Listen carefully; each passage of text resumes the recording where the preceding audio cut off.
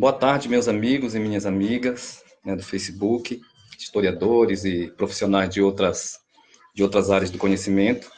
Eu quero dizer que para mim é uma satisfação muito grande estar participando deste evento organizado pela História em Quarentena, né, uma semana em que nós vamos falar sobre a história dos povos indígenas no Brasil.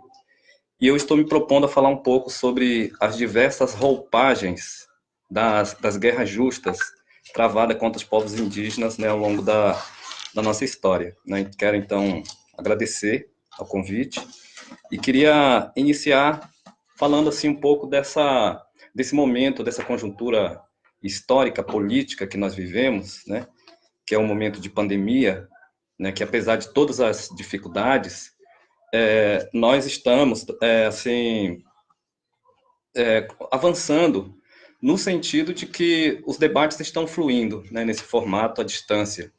Isso é muito interessante, muito importante, né, nesse momento de repensarmos posturas, de repensarmos comportamentos e formas de viver.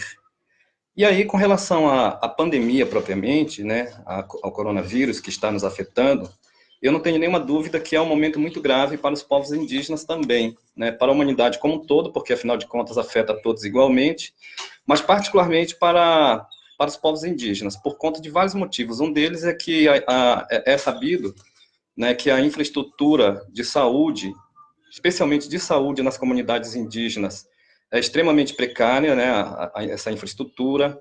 Os povos indígenas têm hábitos coletivos de viver em casas coletivas, de usarem utensílios coletivos nas suas cozinhas, por exemplo, nas comunidades, particularmente na Amazônia, mas também em outras localidades.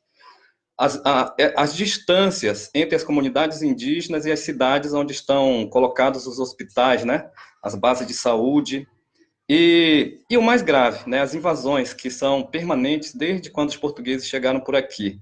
Então, há um processo de invasão por parte de madeireiras, de mineradoras, né, o agronegócio invadindo as terras indígenas, e essas invasões expõem os povos indígenas que já são extremamente vulneráveis, né? E aí, mas lembrando assim que essas pandemias, essas epidemias são muito frequentes, né, na nossa história. Eu estava dando uma lida, né, na obra Os Índios e o Brasil, do Mércio Gomes, e aí tem um capítulo onde ele faz uma exposição. Eu queria ler assim, 2 parágrafos rápidos, só para nós termos uma ideia. O Mércio Gomes está falando de um genocídio histórico, falando inclusive de bombardeio aéreo, né, de aldeias do povo Cinta Larga, no Mato Grosso, isso na década de 60. E aí depois ele coloca um subtítulo que é Morte por Epidemias.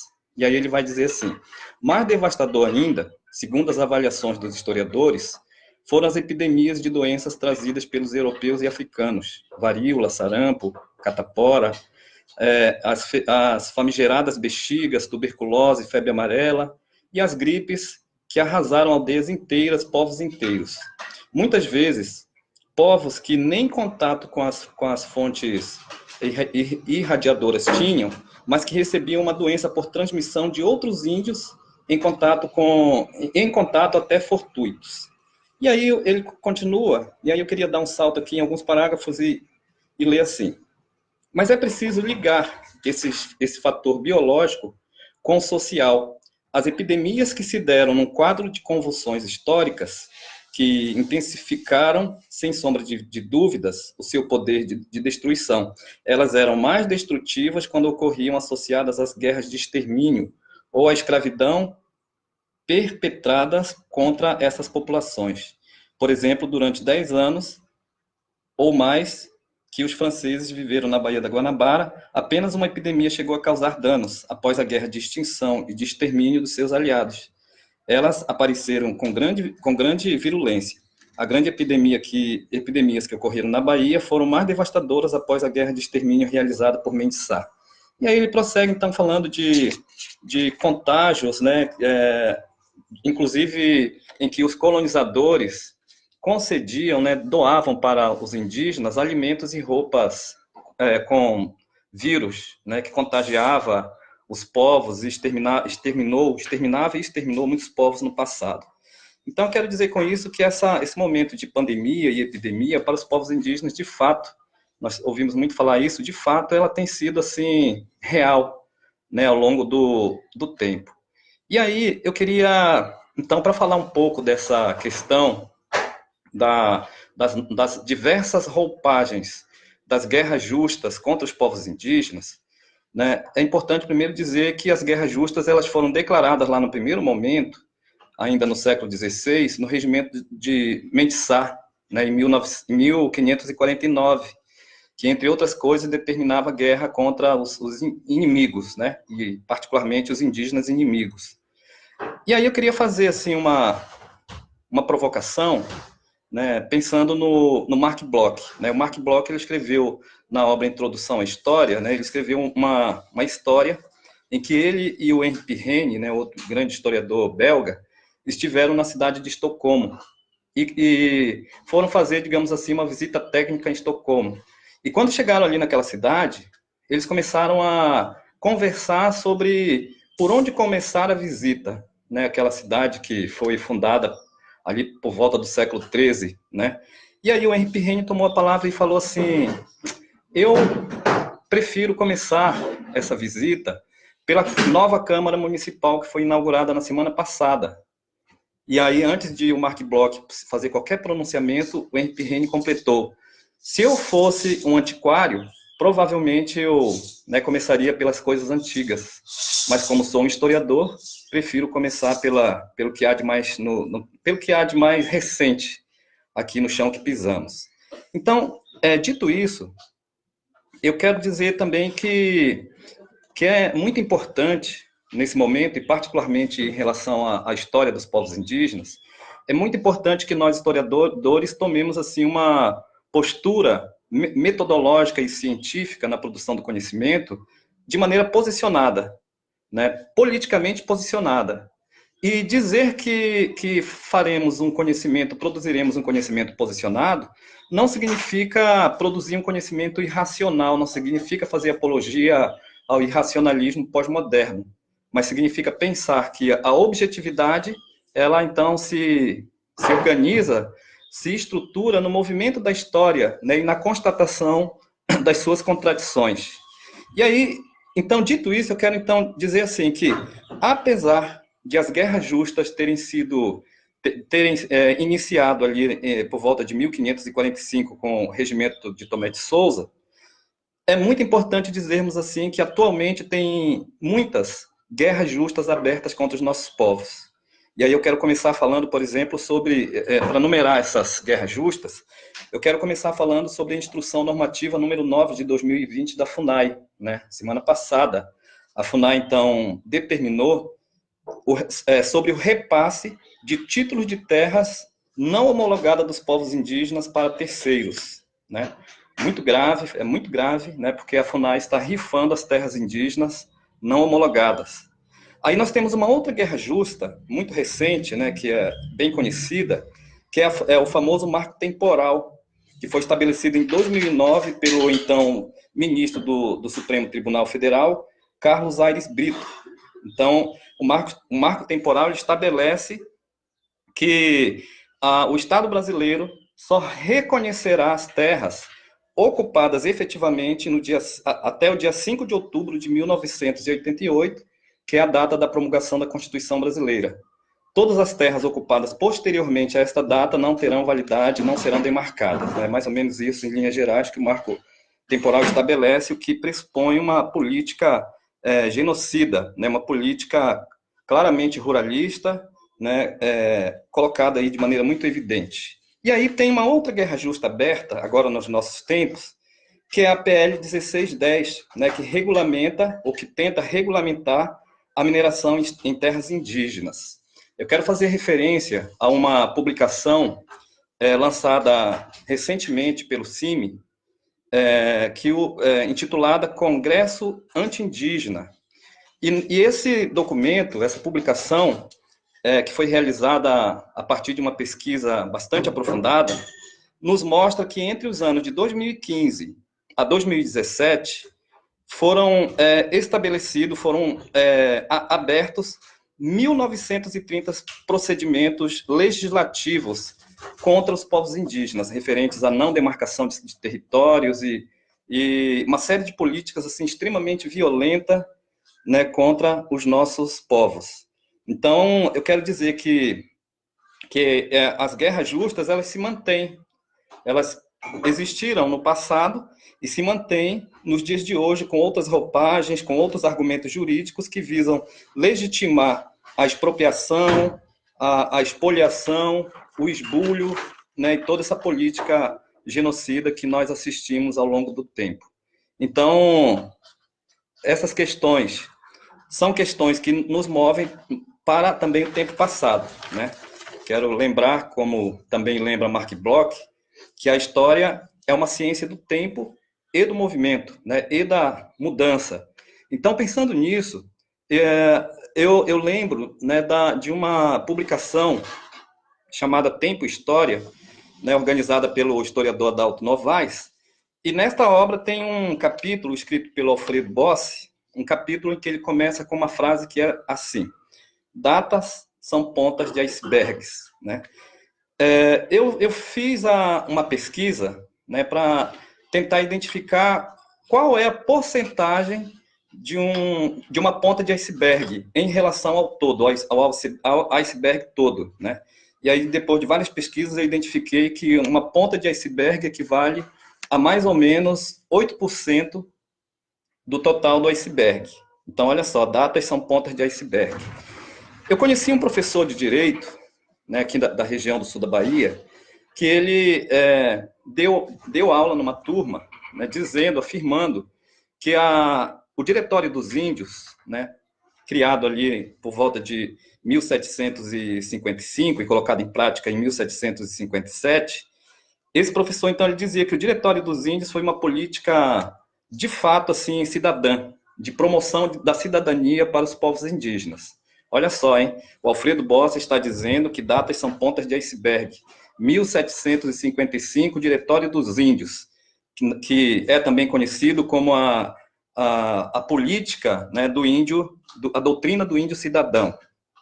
Então, assim, o que foi efetivamente o Diretório dos Índios? Buscando, assim, ser bem sintético, de maneira bastante resumida, o Diretório dos Índios é um documento que tem 95 artigos. E entre tantas coisas que esse artigo propõe, né, que é a prometida cidadania para os povos indígenas, está lá estabelecido que todos os indígenas, a partir da instalação do diretório, estarão obrigados a falar a língua portuguesa. E, portanto, as línguas originárias, e particularmente o Nhengatu, que era a língua geral no Brasil, passou a ser absolutamente proibida. Todos os indígenas, segundo o diretório, passariam a viver em casas, digamos assim, modernas. Casas compartimentadas, com quarto, banheiro, cozinha, quarto dos meninos, quarto das meninas, que era uma forma, então, de criar um hábito de moradia dentro do estilo moral cristã, e que todos os indígenas passariam a viver em vilas, e não mais na floresta, como viviam antes, né? Então, casinhas com ruas, são vilarejos, né? E todos os indígenas, segundo o diretório, passariam a receber sobrenomes portugueses. E as aldeias, né, receberiam visitantes não índios, né, para casar com indígenas, com a intenção de misturar, digamos assim, de purificar a raça indígena. Os indígenas receberiam um processo educacional que os formasse como trabalhadores braçais, né? Carpinteiros, pedreiros, lavadeiras, costureiras, profissões, né, para integrar os indígenas na sociedade capitalista, né, digamos assim.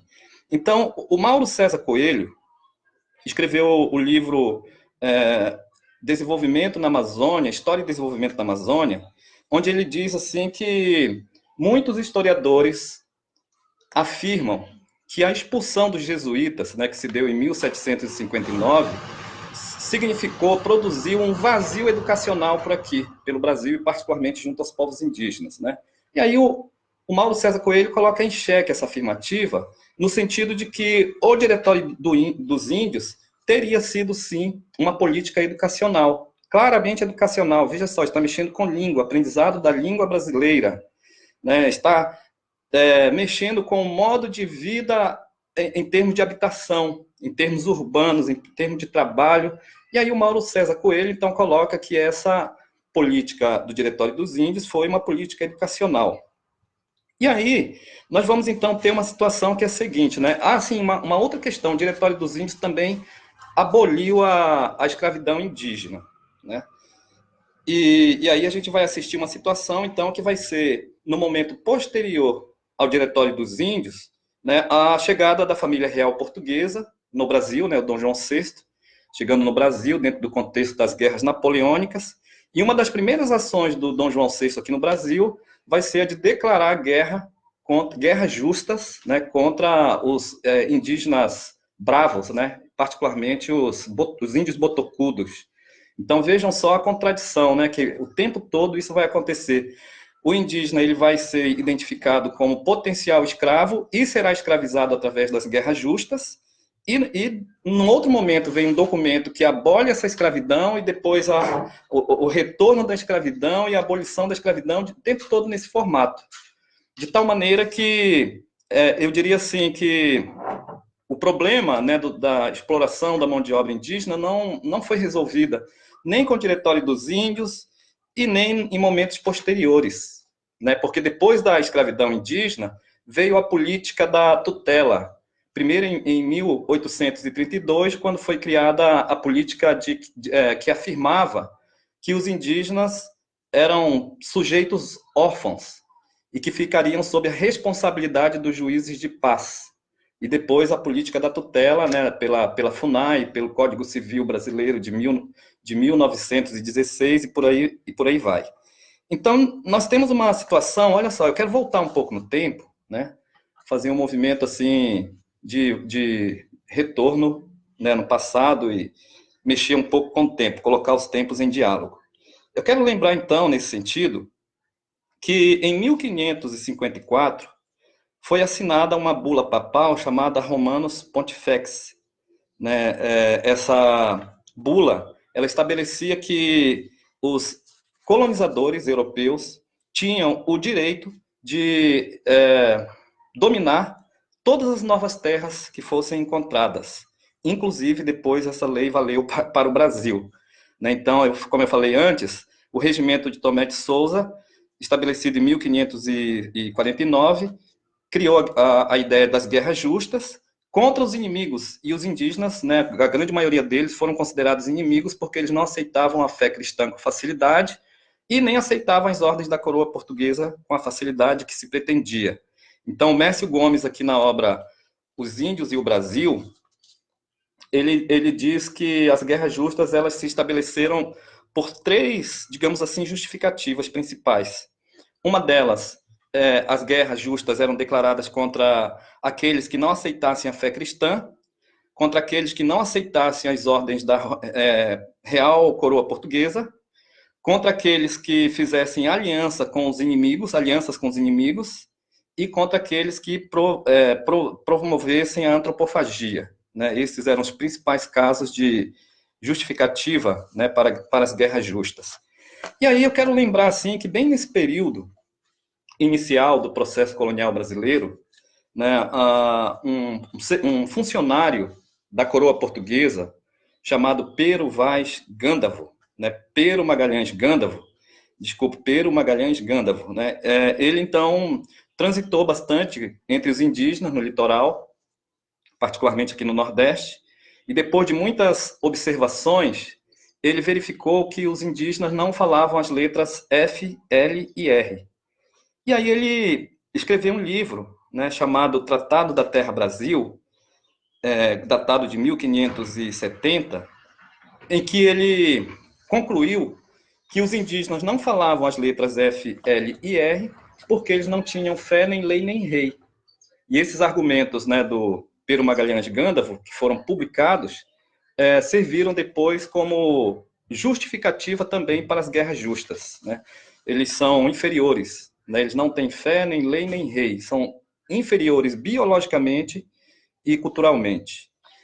E aí eu quero, então, assim, falar sobre o século XIX, sabe? Assim, eu quero pensar alguns aspectos dessa relação, né, do Estado português e brasileiro com os povos indígenas, pensando muito nas guerras justas e na forma como essas guerras justas foram se transformando ao longo do tempo. Então, nós temos o Diretório dos Índios, e na sequência, já no século XIX, nós vamos assistir uma questão que vai ser a seguinte, né, a independência do Brasil. Então, sobre a independência do Brasil, nós sabemos que foi criada uma constituinte, né, e uma constituição, então, estava em debate, e aí dois deputados constituintes, um da Bahia e um do Rio de Janeiro, né, o Francisco de Montezuma, da Bahia, e o Manuel França, do Rio de Janeiro, fizeram discursos assim extremamente acalorados, dizendo que os povos indígenas não eram cidadãos, que os povos indígenas eram brasileiros, mas eles não eram cidadãos brasileiros porque eles viviam livremente nos bosques, eles não assumiam deveres, eles não respeitavam as ordens das autoridades, e nem das autoridades temporais e nem das autoridades religiosas. E, portanto, os indígenas não eram brasileiros. Houve esse debate na Constituinte, e, no final das contas, nós vamos ver que a primeira Constituição brasileira, assim como a segunda também, né, as Constituições de 1824 e depois a Constituição de 1891, vão silenciar totalmente sobre povos indígenas. Né? Vejam só que eu quero chegar no seguinte aspecto, né? No século XIX, especialmente na segunda metade do século XIX, está sendo montada uma orquestra, né, que visa desembocar no extermínio dos povos indígenas. Do ponto de vista legal, o extermínio ele está consumado partindo do princípio de que as cartas magnas silenciam totalmente sobre povos indígenas. Aí nós vamos ter uma outra situação que um certo romantismo, né, na literatura, e particularmente o romantismo do José de Alencar, vai ser assim, um verdadeiro desfavor para os povos indígenas. Né? Então nós vamos ver que, por exemplo, Peri e Iracema, na obra Iracema, eles não assumem em momento algum um papel de destaque, né, nas narrativas. Assim como eles não oferecem nenhum tipo de resistência contra a violência, contra a invasão colonizadora. No final das contas, nós vamos ver a história em que Iracema vai morrer de paixão, né? vai sofrer uma morte por amor, que é o que o Alfredo Bossi vai chamar lá na obra A Dialética da Colonização, ele vai chamar de um mito sacrificial. E aí o Alfredo Bossi, então, ele vai dizer que a história narrada nesse formato, nesse romantismo narrado pelo José de Alencar, é demasiadamente ideológico, partindo do princípio de que é um romantismo que coloniza, cristianiza, né, dá um sobrenome para o português, e no final das contas, né, os indígenas vão ser exterminados. Vai acontecer, o desfecho da história vai ser a morte. Do ponto de vista das artes plásticas, nós vamos ter, assim, eu acho, a síntese disso na obra Moema, a Índia Morta, que está exposta no museu no Rio de Janeiro, em São Paulo, né, no MASP. Então, é uma Índia belíssima, né, daquele bem do tipo idealizado, a Índia dos cabelos negros e compridos, né, da pele, não sei que cor que chamam, né, ela toda bela, no entanto, está morta, né? Então, é importante dizer que Moema vive, né? A Aline Caiapó, minha esposa, fez esse desenho, né? Nós estávamos conversando e ela fez o desenho dizendo que Moema vive, né? Os povos indígenas vivem, as mulheres indígenas estão vivas e ativas. E aí, veja só, então nós temos uma situação que do ponto de vista legal, né, as constituições silenciam os povos indígenas, do ponto de vista do romantismo alencariano e das artes plásticas do romantismo, o desfecho da história indígena vai ser a morte, e aí, do ponto de vista científico, nós vamos ter, por exemplo, a figura que foi um dos mais, né, destacados membros do Instituto Histórico e Geográfico Brasileiro, e o Van Hagen vai, então, teorizar sobre o extermínio. Né? Por que os povos indígenas serão exterminados? E não será por conta da violência dos colonizadores. Os indígenas vão ser exterminados, vão ser extintos, por conta de uma impossibilidade, de uma incapacidade dos indígenas acompanharem o progresso nacional.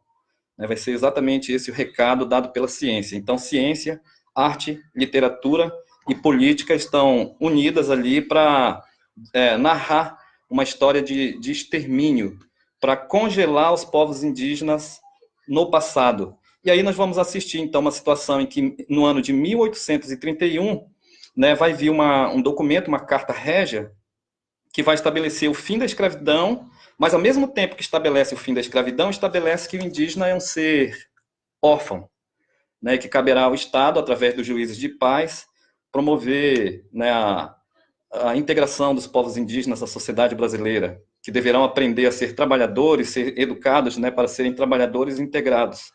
Portanto, com esta política aí da orfandade, nós vamos ver que o indígena ele vai ser livre, não para ser índio, mas ele vai ser livre para ser brasileiro. É exatamente isso que está sendo posto aí no século XIX.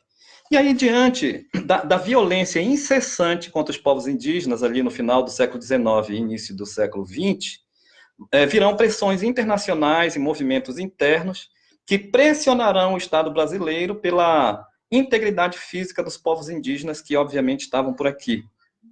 E aí, diante dessas pressões, nós vamos assistir à criação do Serviço de Proteção ao Índio, criado em 1910, sob influência do positivismo, e de um positivismo que se propunha a fazer a proteção da integridade física desses povos, mas que eles deveriam ser integrados à nação brasileira, e, portanto, isso significa deixar de ser índio e passar a ser propriamente brasileiro.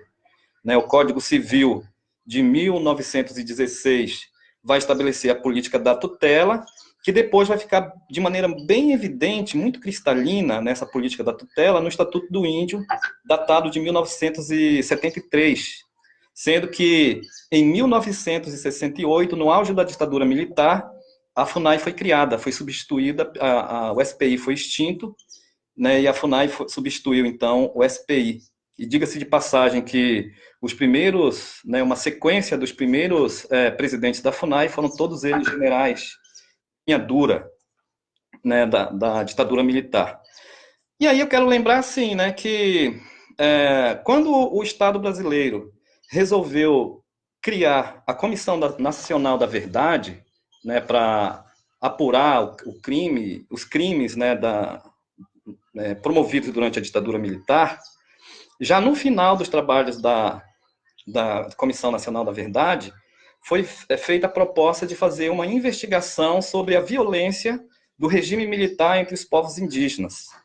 E aí, num período muito curto de tempo, foi feito um levantamento, né, e todos assistiram pasmos, um resultado que eu considero que é um resultado provisório, que aparece um número de aproximadamente 8.000 indígenas, né, o relatório Figueiredo tem lá no final, né, esse número, 8.000 indígenas assassinados, reformatórios, presídios indígenas foram criados, guardas indígenas foram treinadas para torturar e exterminar indígenas, né? Então, assim, 8.000 indígenas é um número muito grande. Me parece que é um número maior do que o total, por exemplo, de militantes da esquerda assassinados e desaparecidos durante a ditadura.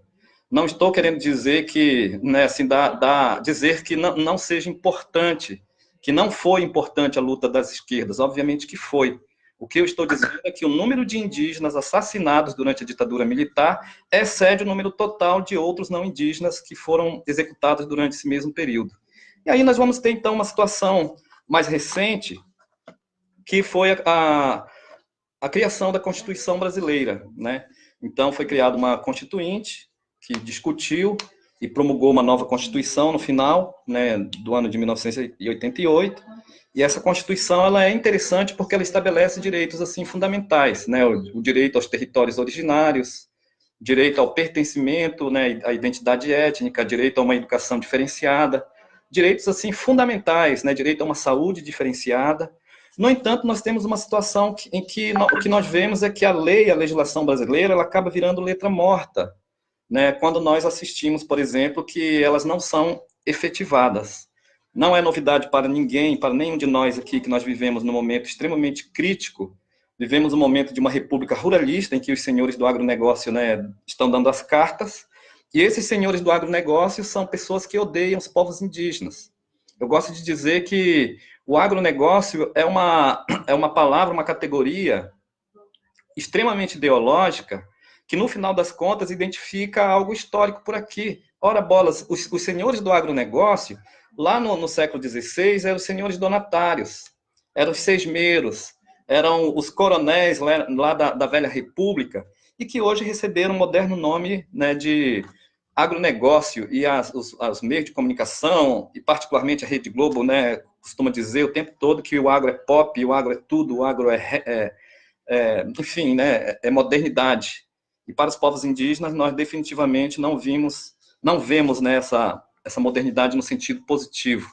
E aí eu recordo do estudo, né, clássico, né, do Victor Nunes Leal, Coronelismo, Enxada e Voto, em que ele faz um esforço muito grande para demonstrar como que, historicamente, né, o latifúndio se transforma ao longo do tempo, né, e veste outras roupagens, né, de tal forma que hoje nós temos, então, agronegócio, né?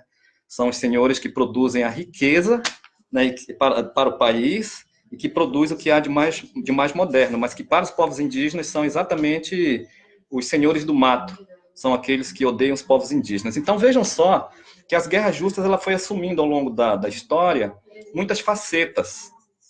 Esse recado que eu quero dar. E nos dias de hoje, nós estamos assim com uma série de guerras justas, né, diante de nós, os povos indígenas. Então, para referendar PEC 215, PL 1610, né, marco temporal, e agora essa normativa da FUNAI número 9 de 2020, né, então são políticas extremamente genocidas, né, que não querem recuar. Eu não vou adentrar na discussão, por exemplo, escola, né, porque eu sei que a professora Jussiene e o professor Giovanni, né, provavelmente vão abordar essa questão, que a escola é uma outra agência promotora de guerras justas contra os nossos povos, né? À medida em que a escola e seus currículos congelam os povos indígenas no passado, generalizam os nossos povos e tratam com total indiferença as nossas diversidades. Mas, enfim, não vou adentrar na questão educacional, porque eu sei que, particularmente, a professora Jussiene, né, vai abordar essa temática. E aí eu quero dizer, então, que esse momento de crise é um momento interessante para repensarmos, né, toda essa trajetória, né, do indígena fora da história, né, é necessário, então, que nós, historiadores e profissionais de outras áreas das ciências sociais, tomemos, assim, as rédeas, né, no sentido de rejeitarmos a história eurocêntrica, a história que quer ser a única autorizada para narrar, né, todos os fatos e estabelecer as verdades. É necessário que outras histórias sejam ditas, sejam contadas, né, a história dos povos indígenas, a história da população negra, as populações de terreiro, as populações do campo. Então é necessário que essas histórias venham para dentro da história e que o silêncio seja rompido. Assim como é necessário que nós, historiadores, tomemos assim a coragem de rejeitarmos a objetividade positivista e assumirmos um posicionamento político bastante claro, sem perder, obviamente, a objetividade, né? Porque a objetividade são pressupostos fundamentais para a produção do conhecimento histórico. Por fim, eu quero então dizer que a comunidade científica, a comunidade acadêmica e tantos outros setores da sociedade brasileira devem assumir o compromisso de estar do lado dos povos indígenas, né, nessa luta pelo reconhecimento dos direitos, pela garantia dos direitos e pela efetivação dos direitos que estão estabelecidos legalmente.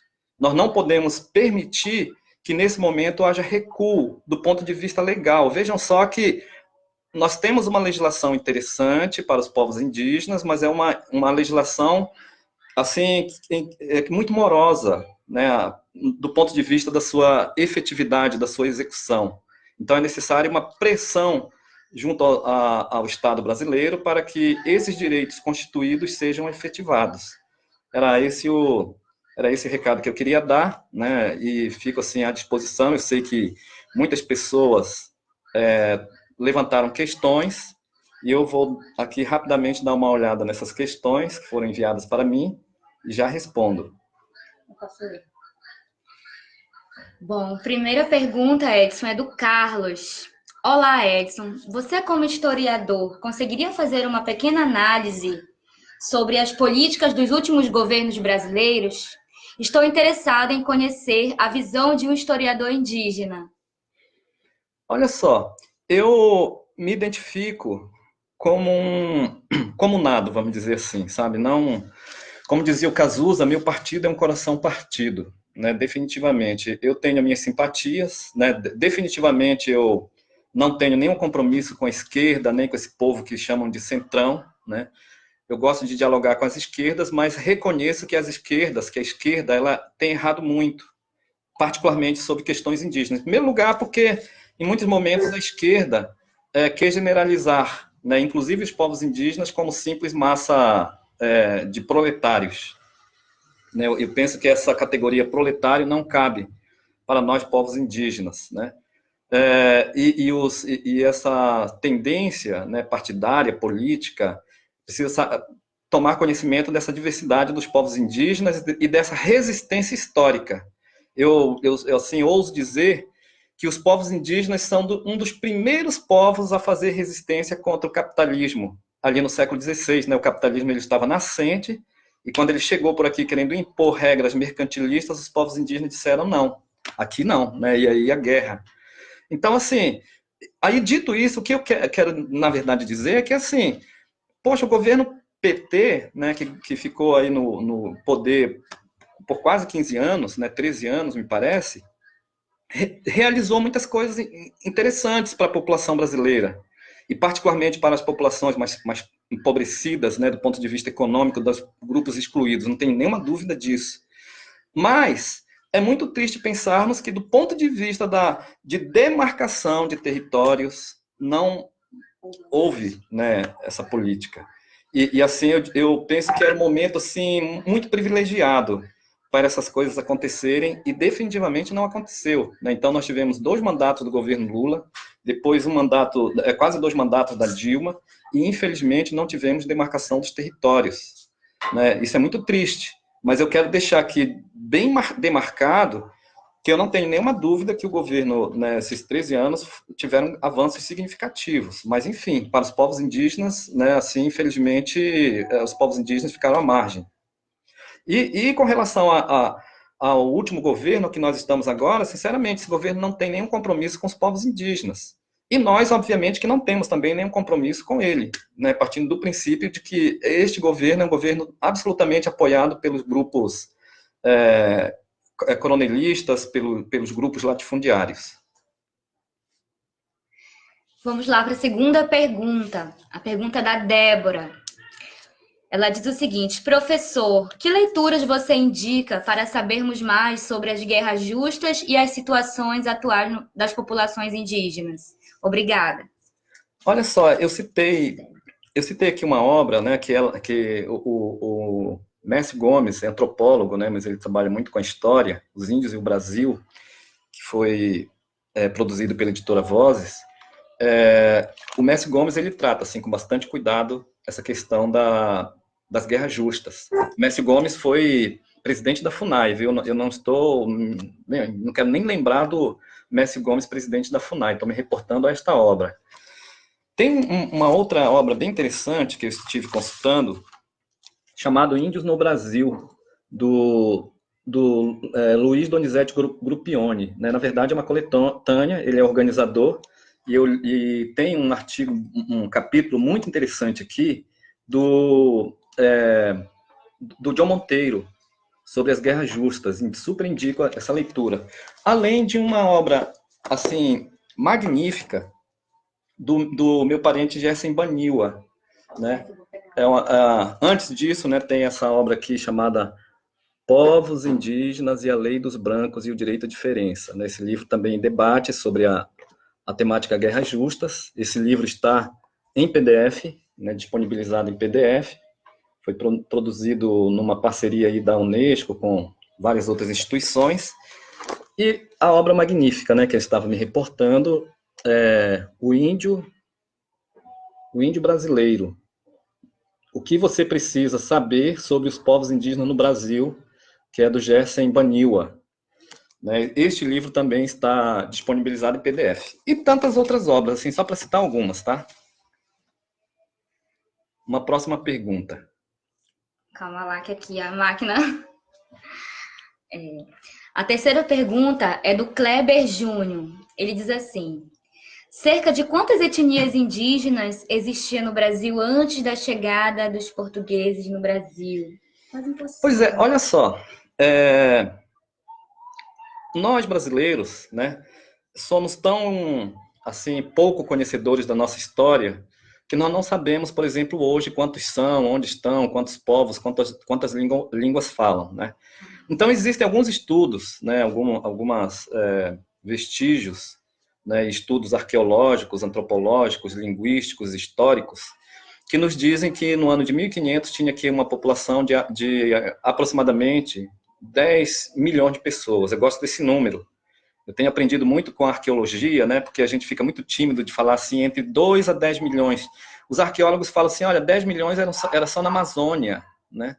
Então, né, no mínimo 10 milhões de pessoas, nesse espaço que os portugueses disseram que era um vazio demográfico. Essa categoria vazio demográfico é uma categoria muito perigosa para se reportar ao século XVI em relação ao Brasil. Definitivamente não havia um vazio demográfico, porque eram 10 milhões de pessoas falantes de mais de 1.200 línguas e que compunham milhares de povos. Eu assim, não sei dizer esse número, mas eram milhares de povos diferentes. E hoje nós temos uma situação, sim, que é uma população de aproximadamente 900 mil indígenas, falantes, né, de aproximadamente 250 línguas e que compõe aproximadamente 300 povos diferentes, né?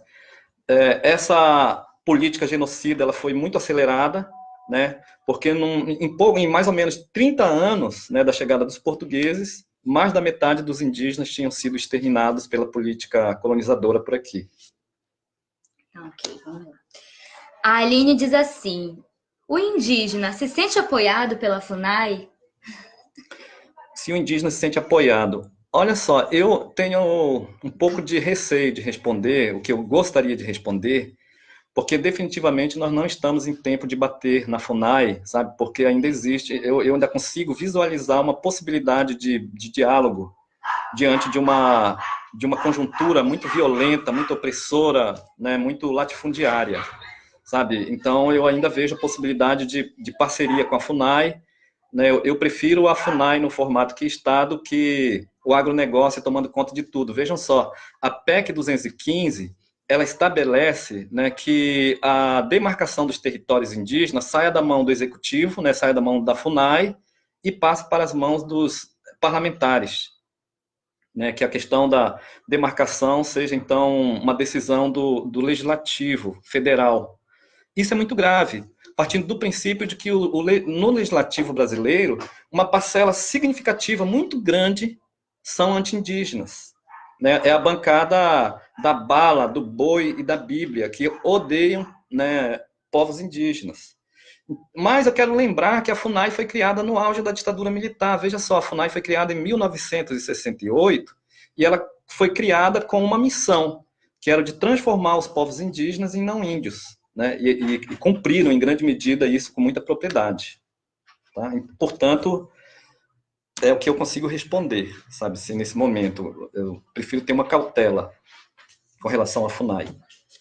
Uma próxima pergunta. A Dida Farias pergunta o seguinte: se possível, fala um pouco das diferenças históricas e temporais da colonização do Nordeste na região litorânea e mais adentro no interior do Brasil até os dias de hoje. Grata, parte já está respondida, abraço. Então, essa pergunta, sim, né, nós teríamos, na verdade, que montar uma semana de live para falar sobre a questão indígena no Nordeste. Eu tenho absoluta certeza que a minha amiga e grande historiadora, a doutora Jussiene, né, que falará depois de amanhã, ela tem muita propriedade, né, porque ela pesquisa sobre indígenas no Nordeste. Inclusive, esses dias ela me deu um puxão de orelha, que eu fiz uma publicação no Facebook, e ela me chamou, olha, disse, calma aí, entendeu? E aí eu tive que arrumar algumas coisas lá no que eu publiquei, né? Agradeço muito a Jussiene pela chamada de atenção, sabe? Ela tem muita propriedade. Mas o que eu quero dizer, né, assim, o que eu consigo dizer sobre isso é o seguinte: eu não tenho nenhuma dúvida que os povos indígenas do Nordeste são extremamente guerreiros, por vários motivos, entre eles por enfrentar tanta violência, né? Porque hoje, nos dias atuais, né? Porque nos dias atuais, a sociedade e o Estado brasileiro quer negar o pertencimento desses grupos no Nordeste. chamam, né, esses grupos de falsos índios, né, de índios inventados, uma série de coisas feias, que no final das contas, a invenção, na verdade, é o Brasil. Os povos indígenas são povos originários, né?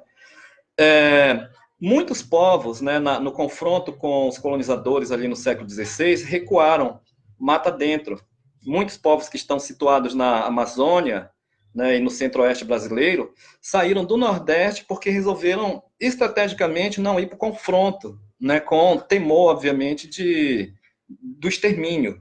E os nossos parentes aqui do Nordeste não recuaram e guerrearam, muitos desapareceram, né, muitos foram exterminados e um número muito grande de pessoas foram assassinadas e continuam sendo assassinadas, né? Mas, enfim, na Amazônia nós temos uma outra situação, né, que a Amazônia é um espaço mais preservado, e que, por conta disso, eu diria que existe um pouco mais de tranquilidade para os povos indígenas, um pouco mais. Não estou falando de tranquilidade porque, na verdade, a violência, a opressão, ela afeta a todos igualmente. Uma próxima pergunta. Vamos lá. A Marta pergunta o seguinte, Edson, como é tratada a memória sobre o impacto da ditadura entre as novas gerações indígenas, entre a atual geração indígena, né? Como que a ditadura é retratada? Olha só, em primeiro lugar, do ponto de vista temporal, a ditadura ela é muito recente, né? Eu quero até fazer uma crítica que eu deveria ter feito lá no início, mas eu faço questão de chamar e volto na pergunta, né? Muitos historiadores, colegas historiadores, né, infelizmente não gostam de mexer com índio contemporâneo, com tempo, né, recente, preferem mexer com indígenas lá do passado e acabam cometendo o equívoco de congelar os povos indígenas lá no passado, condenar ao passado, né? É importante que nós façamos esse movimento de averiguar com bastante cuidado esse tempo contemporâneo dos povos indígenas, né? É fundamental que os historiadores se debrucem nessa realidade e, obviamente, que façam um diálogo de tempo. Afinal de contas, nós dizemos o tempo todo que as problematizações da história, do tempo, tem que ser no nosso tempo. Então, nós vamos lá no passado por conta dos problemas colocados no presente. E os problemas no presente eles estão muito escancarados para os povos indígenas hoje.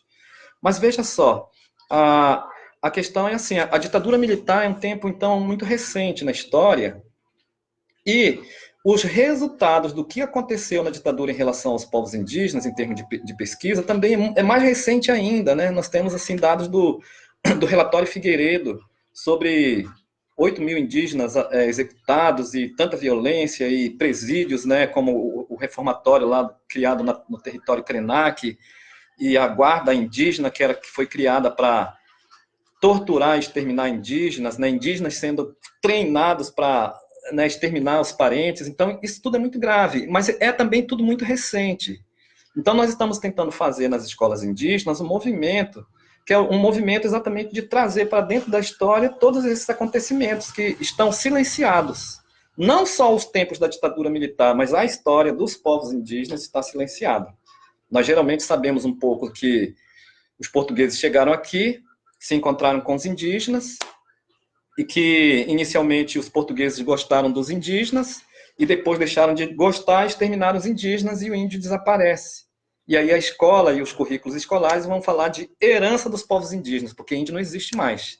Então, o que tem? Herança, as pessoas gostam de comer farinha, gostam de comer peixe assado, gostam de dormir em rede, gostam de andar na chuva, né? E uma série de aspectos que tem a ver com herança, e as pessoas não conseguem enxergar que muito próximo, né, de nós, em todos os lugares, dentro do metrô, dentro do ônibus, nas ruas, na escola, existem indígenas, de povos diversos. Então, o esforço é grande para que a questão da ditadura seja colocada na ordem do dia, né, entre a juventude indígena, mas eu diria que é um movimento ainda tímido, inclusive porque é um tempo recente e de pesquisas ainda muito tímidas em relação a esse tempo. Então, vou fazer uma pergunta. Aqui, essa pergunta é minha, tá? Aproveitar aqui, o meu nome é Aline Caiapó e gostaria de fazer essa pergunta para o Edson. Edson, muito se vê, assim, né, atualmente nas redes sociais, nós mesmo, indígenas, né, mais jovens, os indígenas contemporâneos, esses que estão também na linha de frente dos movimentos aí, né, pelo esse reconhecimento, né, por essa luta, né, dentro desse cenário político caótico, qual é o conselho, digamos assim, né, a instrução, o direcionamento que você dá para nós, por exemplo, porque nós temos a história e a história nos mostra um passado de dor, de angústia e um passado que é muito presente, né? Então, como lidar com todo esse ódio, com toda essa angústia, com toda essa revolta, né, sem parecer estar dentro de uma bolha e não querer mais contato com ninguém? Como lidar com isso agora, né, em pleno terceiro milênio? Eu nem sei se eu tenho resposta para isso. Na verdade, eu acho que eu tenho mais problematizações. A Eliane Potiguara, né, uma grande guerreira dos nossos povos, escreveu um livro que eu considero clássico, né, acho que o nome é Metade Cara, Metade Máscara, e aí tem um poema que o nome é Brasil, o que faço com minha cara de Índia? Né? No poema ela coloca essa frase várias vezes, Brasil, o que faço com minha cara de Índia? Né? Poxa, o Estado brasileiro e a sociedade rejeitam os povos indígenas, identificam os povos indígenas como estrangeiros, como invasores, né, enfim, uma série de rótulos horrorosos, né, são feiticeiros. Lá no século XVI diziam e continuam dizendo que nós somos incrédulos, infiéis, ladrões, somos sodomitas, somos traiçoeiros, somos mentirosos, somos preguiçosos, e isso se mantém ainda nos dias de hoje, em grande medida, né? Então, o que fazer para que esse rancor, esse ódio, né, não tome conta da gente? Poxa, eu diria que nós temos que fazer, de fato, um esforço muito grande, né, de uma política de paz, sabe, de apaziguamento. Mas apaziguamento não significa dizer assim, entregar os pontos, porque ninguém mais está disposto a trocar ouro por espelho. Eu nem sei se em algum momento da história teve essa troca. Talvez nunca nem teve, mas eu sei que neste momento indígena não quer, não tem, sabe, nenhum interesse em trocar ouro por espelho. Queremos o diálogo pela paz, né? Queremos que a sociedade brasileira conheça e reconheça as nossas ancestralidades. E a ancestralidade indígena pode colaborar de maneira muito efetiva para a humanidade sair desse momento de crise, de angústia que nós vivemos, né? Nós estamos num tempo de crise escancarada de valores econômicos, de valores ambientais, uma crise, né, sanitária, de saúde. E logo, imediatamente, aí nos próximos dias, quando essa pandemia passar, nós vamos ter que repensar as relações humanas, as relações sociais. E aí eu diria que neste momento de repensar, os povos indígenas eles têm que ser consultados, porque os povos indígenas têm muito a ensinar, têm muitas lições a dar para as pessoas, e eu penso que esse ódio e rancor, ao invés de nós, né, prendermos, nós podemos liberar tranquilamente através de diálogo, para inclusive ter tranquilidade para ensinar, mas também para aprender, sim. Mas ensinar, porque nunca quiseram ouvir os povos indígenas e sempre identificaram os conhecimentos dos povos indígenas como inferiores. E aí, neste momento, é o momento de nós dizermos assim, olha, essa inteligência humana que nós podemos identificar como cartesianismo, né, que foi muito bem preparada pelos iluministas, trouxe essa crise que está escancarada para todos, né? O resultado final é isso aí, entendeu? O rio Tietê é um esgoto em céu aberto, o ar cada vez mais poluído, a terra cada vez mais quente, as pessoas cada vez mais querendo guerrear contra as outras, então isso é o resultado final do cartesianismo. Vamos repensar tudo? Vamos fazer pacto, né? Vamos conversar, vamos dialogar, vamos aprender uns com os outros, vamos construir uma sociedade melhor. Os povos indígenas têm interesse nesse diálogo. Ok, que resposta, hein? Vamos lá, olha, o Diego pergunta assim, Edson, como os indígenas eram tratados pelo Império Brasileiro? Você falou que a Constituição os silenciava sobre os indígenas, mas o que isso implicou na prática? Ele quer saber que esse silenciamento histórico constitucional implicou em quê, no fim das contas, na prática?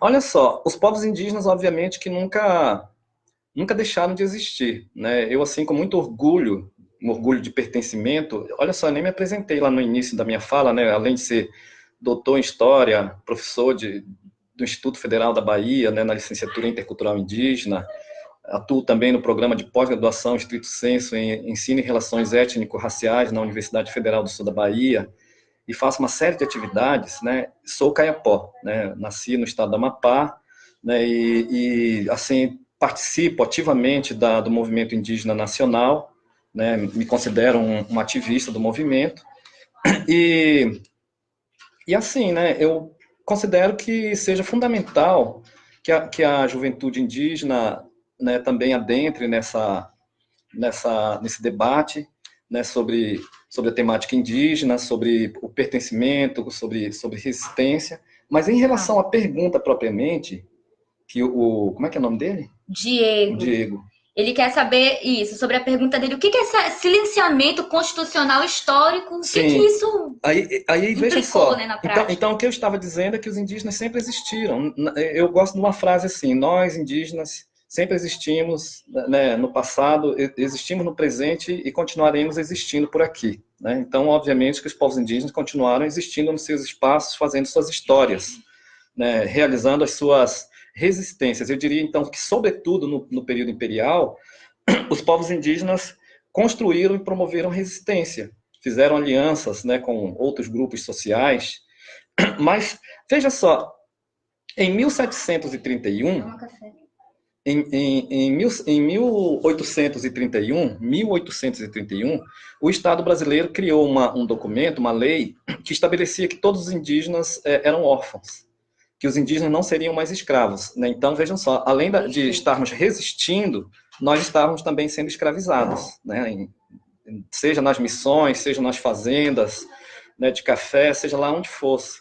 Mas é importante dizer que uma parte muito grande dos nossos povos, dos nossos antepassados, estavam em orfanatos, aprendendo a ser profissionais, braçais, para virarem brasileiros. Né? Foi essa a política que o Estado brasileiro, né, concedeu, digamos assim, para os povos indígenas. E aí eu quero aproveitar para dizer uma coisa, né? A escravidão dos povos indígenas, né, a escravidão a que fomos submetidos, ela definitivamente não encerrou no Diretório dos Índios. O Diretório dos Índios falava do fim da escravidão indígena, mas ela não encerrou. Tanto é que em 1808, o rei Dom João VI, aqui no Brasil, o rei de Portugal, decretou guerras justas e mais escravização de povos indígenas.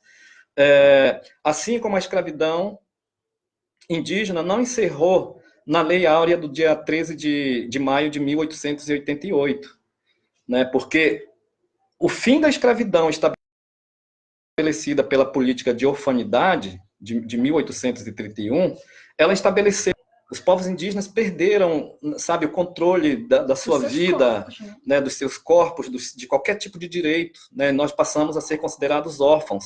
E, na sequência, passamos a ser considerados relativamente capazes ou incapazes, que é a política genocida, né, da tutela que está colocada no SPI e que está colocada principalmente com a FUNAI e com o Estatuto do Índio. Então, eu diria assim que a liberdade dos povos indígenas e o fim da tutela vai aparecer já na Constituição de 1988, no artigo 232. A partir dali, sim, que nós vamos ter uma liberdade, só que é uma liberdade que é muito mais formal do que efetiva. É isso. Perfeito. Nossa. A Aline pergunta o seguinte: existe representação política da causa indígena hoje? E reivindicação de política de reparação indígena existe? Então, a primeira existe representação política da causa indígena? Existe. A representação, na minha opinião, a representação política por excelência são as representações de movimento. Né? Então, cada grupo indígena, né, tem as suas associações, as suas cooperativas, as suas assembleias.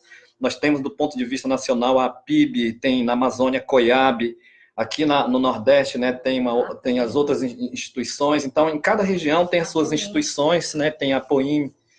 Então, são muitas instituições. Do ponto de vista legal, assim, do ponto de vista oficial, nós temos uma deputada federal, que é a Joênia Wapichana, né, que é lá da Raposa Serra do Sol. Né, a Shirley Pancará co-deputada em São Paulo, né? Então são representações tímidas, oficialmente dizendo, mas do ponto de vista mesmo dos pertencimentos étnicos, a representatividade é muito forte, né? Ela garante a resistência para valer, né? Mas, assim, obviamente que a Joênia é uma guerreira muito grande. Olha só, são duas mulheres, né? Então, a Joênia Wapichana, ela está fazendo uma articulação gigantesca com o Estado brasileiro, com a ONU, e com várias outras organizações internacionais, né, pressionando o Estado brasileiro. Assim, diante de um Congresso extremamente anti-indígena, né? Assim como a Shirley Pancará vem articulando uma política assim, Hércula, digamos assim, né? Uma política, Hércula não, né? Uma política mesmo de amazona, de mulher guerreira em São Paulo, mas que repercute nacionalmente. Então, estamos bem representados, mas podemos ser muito mais representados, né? Quando cada povo conseguir se organizar e eleger nos estados pelo menos um deputado, sabe, aí nós teremos uma força muito maior. Mas eu quero deixar aqui bem claro que as minhas parentas, Wapixana, Joênia Wapixana, e a minha parenta Shirley Pancará estão de parabéns pelo trabalho belíssimo que elas vêm fazendo, né? Ok. A Giciene falou assim: Edson, a guerra justa foi uma herança do direito romano, né, ressignificado pela coroa portuguesa no século XVI, para lidar com a alteridade que lhe incomodava muito, mas porque os povos originários eram um empecilho ao expansionismo português em terras brasílicas. Por outro lado, você pode evidenciar se houve resistências indígenas e vitórias contra estas guerras dos invasores, que no início do século XIX... até o início do século XIX... Isso é uma pergunta. Os indígenas criavam suas políticas de resistência ou se submetiam? Eu diria que a palavra de ordem, desde a invasão, do início da invasão em 1500, a palavra de ordem era resistência. Nós não queríamos guerra, né? Nós queríamos sossego como era antes da chegada dos portugueses. Mas os portugueses eles chegaram declarando guerra e promovendo o extermínio. Então, obviamente, que os nossos antepassados tiveram que se organizar para fazer frente, né? Para fazer uma defensiva, digamos assim, no primeiro momento, uma defensiva contra essa truculência toda do Estado português. Então, eu não tenho nenhuma dúvida, né, que os povos indígenas se organizaram e foram estratégicos na organização, partindo do princípio de que a guerra justa era absolutamente injusta do ponto de vista bélico, porque enquanto o exército, o Estado português e hoje o Estado brasileiro tem um poder bélico assim infinitesimais vezes maiores que a nossa, ainda assim nós conseguimos chegar aqui, por exemplo, com uma representação indígena que eu diria que é significativa, sabe? Então, teve resistência muito efetiva, muito estratégica em vários pontos do Brasil, né? E obviamente, que muitos povos indígenas fizeram alianças também com povos europeus, né? Então, por exemplo, grupos indígenas se aliaram aos franceses contra os portugueses. Ou seja, dentro das estratégias dos povos indígenas estavam previstas alianças provisórias, alianças mais demoradas, mais duradouras. Estava previsto declaração de guerra, incendiar a fazenda e tentar responder à altura, né? E aí nós sabemos assim de várias, por exemplo, a gente conhece a Confederação dos Tamoios, né? Que foi uma resistência efetiva contra a colonização lá na Capitania de São Vicente, né? Vários grupos indígenas se organizaram, se uniram para fazer frente ao colonizador, mas obviamente que nós não tínhamos capacidade bélica de termos vitória efetiva frente a esses batalhões armados. Mas mesmo depois da guerra considerada vencida pelo colonizador, esses povos indígenas continuavam realizando resistência em vários pontos, né? Sempre mantiveram e mantêm resistência nos dias de hoje. O resultado disso é um movimento hoje, né? Então, o resultado disso tudo é um movimento indígena hoje fortalecido, né? Nós temos um movimento fortalecido, sim, né? A semana passada nós tivemos a organização do ATL virtual, né? E muitos movimentos feito pelos próprios indígenas, né? Nessa onda de lives, né? Os povos indígenas estão muito coesos. Eu estou gostando mesmo de ver a coesão do movimento indígena, né? No debate, na montagem de estratégia, mas também nesse debate com a academia e com outras organizações não indígenas. É isso, né? E sendo que a ancestralidade, durante toda essa história de resistência, ela foi fundamental, né? Buscar a força dos nossos ancestrais nos cantos, no maracá, nas bebidas sagradas, enfim, né? na curanderia e tudo mais. Ok. A Mônica Maria pergunta o seguinte: qual organização civil brasileira é mais atuante e que realmente consegue fazer alguma diferença na luta dos povos indígenas? Peraí, não entendi. Qual organização civil brasileira é mais atuante e que realmente consegue fazer alguma diferença na luta para os povos indígenas? em favor dos povos indígenas, né? Obviamente, é importante deixar isso também claro, pontuar isso, né? Que essa resistência histórica dos povos indígenas contou com parcerias, né? Então, ali no final dos anos 70 e anos 80, né, ali naquele contexto da Constituinte, os povos indígenas tiveram fortes aliados, né? Algumas alas, né, progressistas, eu diria assim, da Igreja Católica, por exemplo, né, sindicatos, grupos de pesquisadores, movimentos, né, sociais diversos aliaram os povos indígenas, grupos progressistas, indigenistas, que é uma prática que permanece nos dias de hoje. Então, hoje nós temos assim boas parcerias. Eu diria assim que essa parceria ela tem que ser mantida, tem que ser ampliada, não só para o bem dos povos indígenas, mas para o bem da humanidade, partindo do princípio de que nós estamos numa crise geral e nós precisaremos sair dessa crise imediatamente. Os setores progressistas e revolucionários, eu vou dizer assim, vão ter que se unir para construir um futuro promissor para todos, inclusive para nós indígenas. Então, teremos que fazer alianças, né, assim, cirúrgicas, digamos assim, acertadas. Só que para nós indígenas, é importante, né, deixar bem claro, e os aliados devem ter bastante clareza, que lidar com os povos indígenas pressupõe, por exemplo, reconhecer as diversidades dos nossos povos e reconhecer uma luta histórica dos nossos povos.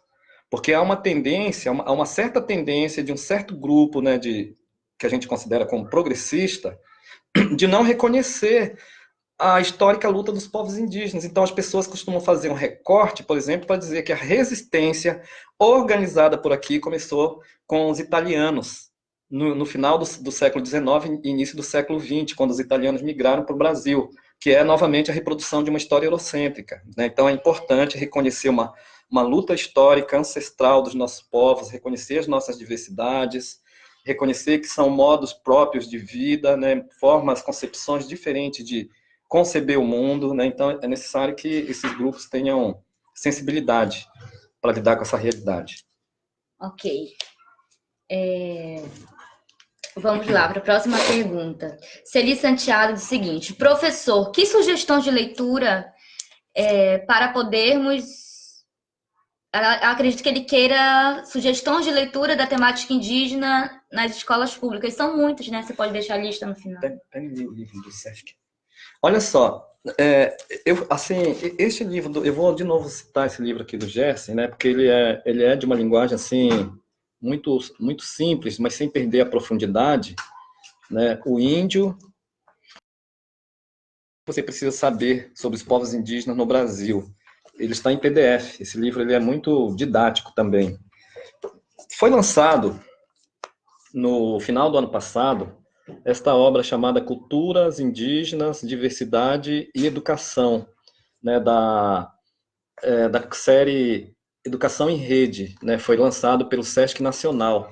E esse livro, ele tem, assim, na verdade, uma coletânea, né, de textos escritos por indígenas. Entre eles está o Ailton Krenak, Bruno Caingangue, Daniel Munduruku, eu, o Gerson Banil, a Graça Graúna, e a Rita Potiguara e o José Bessa, que é grande parceiro nosso. Esse livro, sim, eu considero muito interessante, né? E é um lançamento aí para fazer o debate na escola. Enfim, né, tem uma obra chamada Formação de Professores Indígenas, Repensando Trajetórias, que está também em PDF, né? Assim como esse do Sesc, viu?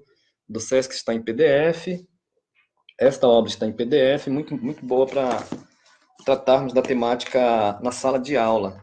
Então, eu gostaria de deixar essas sugestões, mas veja só, tem o Instituto Socioambiental, né, e no site do Instituto Socioambiental tem muitas sugestões de leituras, né? O Instituto Socioambiental é especializado na temática indígena. Inclusive, eles abriram agora uma página nesse próprio site, específica sobre a pandemia e os povos indígenas. Tem número, assim, sei lá, informações bem atualizadas, mapas e informações bem atualizadas sobre a pandemia atual e uma série de outras questões históricas que certamente podem e devem ser usadas nas escolas. Tá aí também. O Luciano pergunta o seguinte: professor, boa tarde, né? Luciano já é boa noite, né? Diz assim: professor, o Eduardo Galeano, no seu livro As Veias Abertas da América Latina, escrito em 1970, já falava do extermínio dos povos indígenas pelos militares e funcionários públicos do SPI e da FUNAI. A tática de colocar o vírus da varíola de forma proposital entre os indígenas é denunciado no relatório Figueiredo de 1968. Como o senhor avalia essas ameaças letais proporcionadas pelo Estado brasileiro contra os povos originários? É isso, né? São as guerras justas, as diversas facetas das guerras justas, né? Das guerras justas, né? Produzida lá no século XVI e que, ao longo do tempo, ela vai tomando características diferentes, caras diferentes. Então, é sabido, né, sobre esses casos de contaminação por vírus, né? Povos, por exemplo, o povo, olha só, o povo Senta Larga foi bombardeio aéreo, né, em cima lá no Mato Grosso.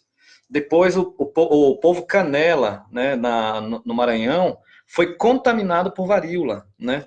E várias outras contaminações que são de tempos diferentes, né? Desde que os portugueses chegaram aqui e essas guerras elas permanecem nos dias de hoje. Eu diria isso, na verdade, né? Que essas epidemias sistematicamente provocadas entre os povos indígenas, elas são guerras justas, entendeu?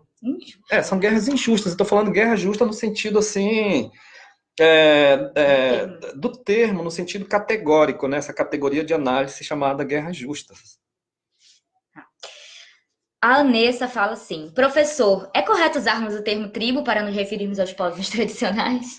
Olha só, assim, a palavra tribo ela está totalmente em desuso, né? Existe uma discussão a respeito disso. Eu lembro assim que mais ou menos em 2008 eu estive participando de uma reunião em São Paulo, uma reunião convidada pela Fundação Perseu Abramo, e algumas lideranças indígenas estavam lá, né? Eu lembro, entre eles estava o Júlio Macuxi, o Eurico Banil, a Rose Cariri, e outros, o meu parente Cristóvão Chavante, eu acho que o Siridiuê Chavante também estava, e vários outros, né? E vários indigenistas, assim, renomados. E a discussão era assim, seria o projeto que a Fundação Perseu Abramo faria junto aos povos indígenas, uma pesquisa para saber a realidade contemporânea dos povos indígenas e, no final, uma publicação. Só que a discussão começou assim, como que nós vamos identificar, né, esse projeto? Aí todos nós que estávamos lá, indígenas e não indígenas, fomos consensuais em que a palavra tribo ela estava descartada porque ela está absolutamente em desuso. Mas qual palavra, então? Índios? Aí alguns indigenistas se posicionaram em favor da palavra, né, do rótulo índio, e outros, né, os indígenas, né, as lideranças indígenas que estavam lá, rejeitaram, né, esse nome índio, né, e nós defendemos a palavra povo ou nações indígenas, né, depois de muitos debates, nós conseguimos, então, encaminhar no sentido de que o projeto e a publicação trataria os indígenas como povos, né, e, em alguns momentos, nações. Então, para síntese, tribo é um nome, uma palavra absolutamente em desuso. Bom, a Maria da Guia diz o seguinte: professor, os seus estudos em relação às populações indígenas, né, confirma ou nega a teoria de extinção total dos grupos específicos, por exemplo, os nativos do Piauí? Ela quer dizer sobre os povos indígenas. Sobre os povos, ela está falando especificamente no Piauí, porque até recentemente nós ouvíamos assim um fenômeno, né, um fenômeno muito estranho, né, que diziam assim: Piauí é o único estado do Brasil que não tem indígenas, né? Assim, eu sempre achei isso muito estranho, porque eu sempre conheci, desde que eu me entendo, né, nos movimentos por aí, eu sempre encontrava com indígenas, com parentes indígenas que se identificavam como do Piauí. Depois, por acaso, eu conheci, né, e mantive alguns contatos com o Wellington, o governador do Piauí. É do Piauí, né? O Wellington, eu não lembro, ele era senador, né? E ele, como senador, ele se identificava como indígena. Hoje, me parece que ele é governador do estado. E hoje tem vários grupos, né, em vários lugares no Piauí que se identificam como indígenas, e o estado do Piauí está criando escolas indígenas para essas pessoas que se identificam como indígenas. Então, obviamente que indígenas existem, né, no Piauí, assim como no Brasil inteiro. O que aconteceu é que muitos povos indígenas, pelo Brasil inteiro, preferiam se esconder suas identidades por conta da violência colonizadora ou pós-colônia. A violência era tão grande que as pessoas se retraíam e não se identificavam como indígenas. Depois da Constituição de 1988, como o pertencimento ele está assegurado, aí as pessoas então começaram a dizer, olha, estamos aqui. Nós estávamos escondidos, mas estamos aqui e queremos, inclusive, nossas terras de volta. E aí esse movimento, esse entendimento dá origem a isso que o movimento indígena chama de retomada dos territórios. Portanto, retomada de território não é invasão, né, sabe? Muitos indígenas pelo Brasil são condenados e punidos pela justiça oficial, condenados e punidos como invasores de terra, como formadores de quadrilha, sendo que essas pessoas estão liderando um movimento de retomada de território tradicional. Ok, vamos lá. Então, para encerrar, nós temos aqui a Tácita. Ainda tem mais algumas perguntinhas. Você ainda dá para responder mais algumas, Edson? Eu acho que mais algumas. Só mais algumas. Vamos lá, aproveitar esse momento. Pode falar um pouco sobre a colonização dos saberes da cosmologia indígena, a ideia de existência de outras formas de enxergar o mundo, para além... Eu posso deixar essa aqui para último? Para a gente falar logo? Você vai logo essa? Então tá, vai, pode falar. Sim, mas... Ela quer saber sobre a questão, para você falar mais sobre a cosmologia indígena, a ideia de existência de outras formas de chegar ao mundo, para além dessa visão colonialista, colonizadora, né? Sim, olha só. Eu vi uma mesa de debate lá em Minas, na cidade de Tiradentes, que eram 3 grandes autoridades falando sobre a origem de todas as coisas e tal, né? Sobre a origem da vida. E uma doutora em biologia evolucionista, acho que era assim que fala, deu um show para falar do Big Bang, né, e todo o processo desencadeado até chegarmos aqui onde estamos, nós seres inteligentes, Homo sapiens sapiens, né? Então esse é um processo de milhões de anos. Ela deu um show, uma super aula sobre isso. Na sequência, um doutor em teologia falou sobre o criacionismo, né, em 6 dias Deus criou todas as coisas. No 6º dia, criou um boneco de barro, soprou nas narinas, e aqui estamos nós. E aí um pajé tomou a palavra e falou assim, olha, eu acho muito bonito essas histórias, eu quero dizer que eu aprendi muito com a minha amiga, né, que falou sobre uma explosão, né, e que depois, né, surgiram vários seres e que foram se desenvolvendo, evoluindo até chegarmos aqui. Gostei muito da conversa também desse senhor, né, que falou do grande Deus que criou tudo em 6 dias. Quero dizer que eu aprendi muito e agradeço pelo grande aprendizado. Mas eu quero dizer que esses mitos, por eles narrados, não contemplam a história do meu povo. Porque a história do meu povo tem a ver com uma outra situação, né, que tem a ver com um grande jacaré.